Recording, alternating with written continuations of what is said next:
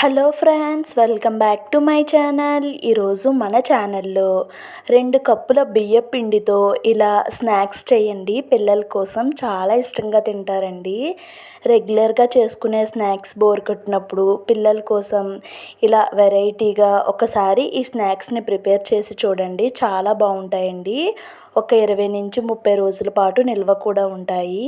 మరి ఈ స్నాక్స్ని ఎలా ప్రిపేర్ చేసుకోవాలో ఈ వీడియోలో చూసేద్దామండి. దానికోసం నేను ఇక్కడ 2 కప్పుల బియ్యపిండి తీసుకున్నానండి. పొడి బియ్యపిండి 2 కప్పులు తీసుకున్నాను. ఇప్పుడు స్టవ్ వెలిగించి ఒక పాన్ పెట్టుకొని మనం 2 కప్పుల బియ్యపిండి తీసుకున్నాం కాబట్టి 2 కప్పుల వాటర్ వేసుకుంటున్నానండి. 2 కప్పుల బియ్యపిండికి 2 కప్పుల వాటర్ కరెక్ట్గా సరిపోతాయండి.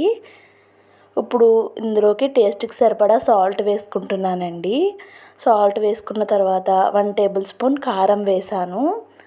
కారం వేసిన తర్వాత 1/2 టేబుల్ స్పూన్ అయితే రెడ్ చిల్లీ ఫ్లేక్స్ అండి. అంటే ఎండుమిర్చిని మిక్సీ చేసుకుంటే పౌడర్ వస్తుంది కదండి, అదే రెడ్ చిల్లీ ఫ్లేక్స్ అనమాట. తర్వాత కొంచెం వాము, ఒక పెద్ద గరిటెడు నువ్వులు వేసానండి. తర్వాత ఇలాగా చిన్న చిన్న ముక్కలుగా కట్ చేసుకున్న కరివేపాకు, 1 టేబుల్ స్పూన్ రిఫైండ్ ఆయిల్ అండి.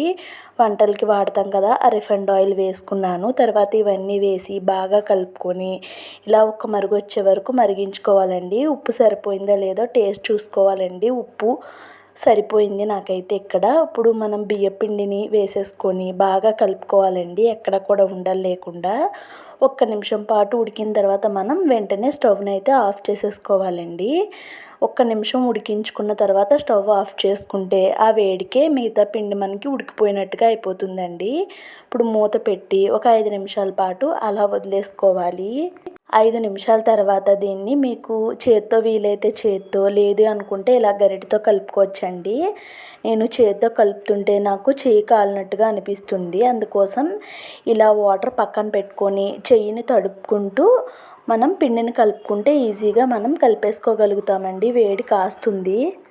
చెయ్యిని తడుపుకుంటూ మనం కలిపేసుకోవాలండి. చూడండి, ఇక్కడ నేను చెయ్యిని తడుపుకుంటూ పిండి మొత్తాన్ని కూడా ఇలా చపాతీ ముద్దలో అయితే కలిపేసుకున్నాను.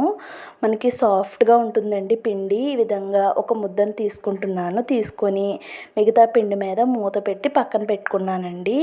ఇలా ఒక బల్ల తీసుకున్నాను. కొంచెం ఆయిల్ అయితే ఆ బల్లకి అప్లై చేసి మన హ్యాండ్కి కూడా అప్లై చేసుకోవాలండి. చేసి ఈ విధంగా మనం తాలికలు ఎలా చేస్తామో అలా పొడవుగా చేసుకోవాలండి. మరీ లావుగా కాకుండా మరీ మందంగా కాకుండా మీడియంగా చేసుకోవచ్చండి. చూడండి, ఈ విధంగా చేసుకొని మనకి ఫోర్క్ స్పూన్ ఉంటుంది కదండి, నూడిల్స్ కట్టా తింటూ ఉంటారు కదా పిల్లలు.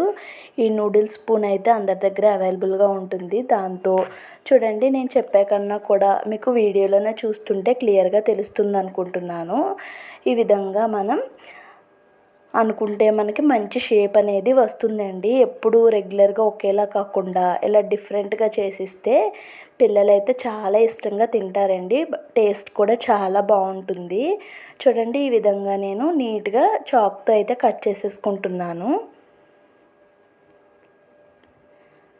చాక్తో కట్ చేసేసుకొని వీటిని చూడండి ఎంత మంచి షేప్ వచ్చిందో. మనకి ఆయిల్లో డీప్ ఫ్రై చేసేటప్పుడు కూడా ఈ షేప్ అనేది ఎక్కడ పాడవదండి. మనం ఎలా అయితే కట్ చేసుకున్నామో అలానే వచ్చేస్తాయండి.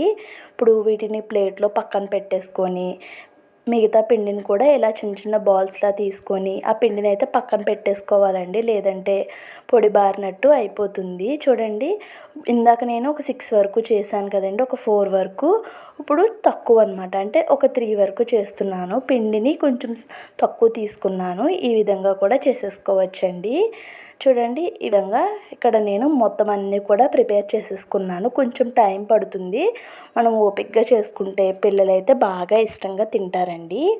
ఇప్పుడు స్టవ్ వెలిగించి ఒక ప్యాన్లో డీప్ ఫ్రైకి ఆయిల్ పెట్టుకున్నానండి. ఆయిల్ మంచిగా హీట్ అయిన తర్వాత మనం వీటిని ఇలా ఒక్కొక్కటిగా అయినా వేసుకోవచ్చండి. లేదు మేము ఒక్కొక్కటి వేయము అనుకుంటే ఇలా చూడండి, నేను వీడియోలో ఇలా గుంపుగా వేసేసాను. అయినా కూడా మనకి అంటుకుపోతాయనే భయం అయితే ఏముండదండి. ఇందులో మనం ఓన్లీ బియ్యం పిండిని మాత్రమే యూజ్ చేసాము, ఇంక ఏ పిండి కూడా యూజ్ చేయలేదండి. తర్వాత మనం ఒకసారి గరిటెతో ఇలాగా నెమ్మదిగా మనం విడదీసుకున్నట్టుగా ఒకసారి కలిపితే మనకి అవన్నీ కూడా వేటికి అవే విడిపోతాయండి. చూడండి, ఒక 5 నిమిషాల పాటు నేను మీడియం ఫ్లేమ్లో పెట్టి వేగించుకున్నాను. కొంచెం అయితే ఇవి వేగిపోయినాయండి, ఇంకా కొంచెం వేగాలి. అందుకోసం నేను మళ్ళీ వీటిని ఒక 5 నిమిషాల పాటు ఫ్రై చేసుకున్నానండి. 5 నిమిషాల తర్వాత ఇవి బాగా ఫ్రై అయిపోయినాయండి. వీటిని ఇప్పుడు మనం పక్కకు తీసేసుకోవటమేనండి. చూడండి, చాలా సింపుల్గా ప్రిపేర్ చేసేసుకోవచ్చు. ఇప్పుడు ఇదే విధంగా నేను మిగతా వాటిని కూడా ఫ్రై చేసుకుంటున్నాను. వీటినైతే నేను ఒక్కొక్కటిగా వేసుకున్నానండి. మీకు ఎలా వీలైతే అలా వేసుకోవచ్చు. చాలా ఈజీగా అప్పటికప్పుడు 2 కప్పుల బియ్యపు పిండితో పిల్లలకి డిఫరెంట్గా చేయాలి అనుకుంటే ఒక్కసారి ఈ రెసిపీని డెఫినెట్గా ట్రై చేయండి. ఇవైతే ఒక 20 నుంచి 30 రోజుల పాటు నిల్వ కూడా ఉంటాయి. కానీ చేసిన 2-3 రోజులకి ఇవైతే ఖచ్చితంగా ఫినిష్ అయిపోతాయండి. పిల్లలకి స్నాక్స్ బాక్స్లో కూడా వేసి ఇవ్వచ్చు. ఈ వీడియో కనుక మీకు నచ్చితే వీడియోకి లైక్ చేసి ఛానల్ని సబ్స్క్రైబ్